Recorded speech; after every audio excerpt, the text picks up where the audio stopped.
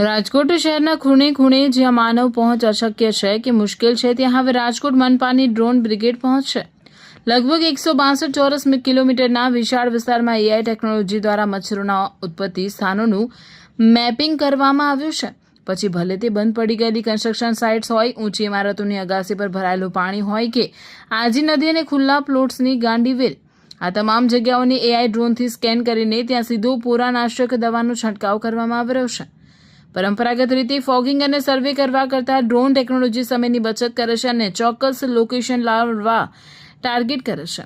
Drone દ્વારા જે location પર મચ્છરોના બ્રીડિંગ જોવા મળે છે ત્યાં ગ્રાઉન્ડ ટીમ તરત જ પહોંચી દવા છંટકાવ અને નોટિસની કામગીરી પણ હાથ ધરી રહી છે।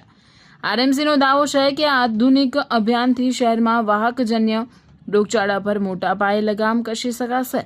સ્વાસ્થ્ય સુરક્ષા ક્ષેત્રે ટેકનોલોજીનો ઉપયોગ હંમેશા પરિણામલક્ષી સાબિત થતો હોય છે। રાજકોટ મનપા દ્વારા શરૂ કરાયેલું એઆઈ અને ડ્રોન ટેકનોલોજી આધારિત આ મચ્છર નિયંત્રણ મોડેલ જો સફળ રહેશે તો ચોમાસા કે કમોસમી વરસાદ બાદ ફેલાતા ડેન્ગ્યુ, મેલેરિયા જેવા રોગોથી નાગરિકોને મોટી રાહત મળશે। ઉપયોગ વર્લ્ડમાં સૌ પોતપોતાના હિત માટે કરી રહ્યા છે, ત્યારે રાજકોટ મહાનગરપાલિકા દ્વારા એઆઈ ટેકનોલોજીની મદદથી ડ્રોન દ્વારા એવા વિસ્તારોમાં છંટકાવ કરવામાં આવી રહ્યો છે, દવાઓનો છંટકાવ કરવામાં આવી રહ્યો છે કે જ્યાં રાજકોટના આરોગ્યકર્મીને પહોંચી અને દવા છંટકાવવી બહુ મુશ્કેલ હોય છે, જેને લીધે મચ્છરોના લાર્વા બચી જતા હોય છે। ડેન્ગ્યુ, મેલેરિયા જેવી ગંભીર બીમારીઓની રાજકોટના શહેરીજનોને અસર થતી હોય છે। આશા છે કે આમાં ઘણો બધો ઘટાડો કરી શકાશે। ખાસ આ જે નદી પર વિસ્તાર ખૂબ લાંબુ છે, દવાનો છંટકાવ કરવામાં આવે ત્યાં સુધી કામગીરી ચાલે છે।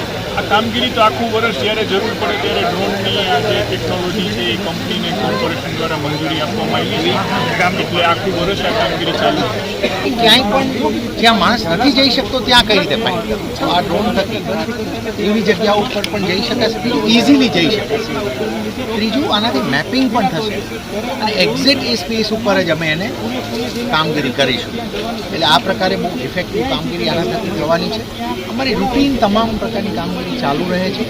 આ ઉપરાંત પણ કંઈ અમારા જે એફર્ટ થઈ શકે એ પણ કરીશું, પણ અમારો પ્રયત્ન એ રહેશે કે મચ્છરોથી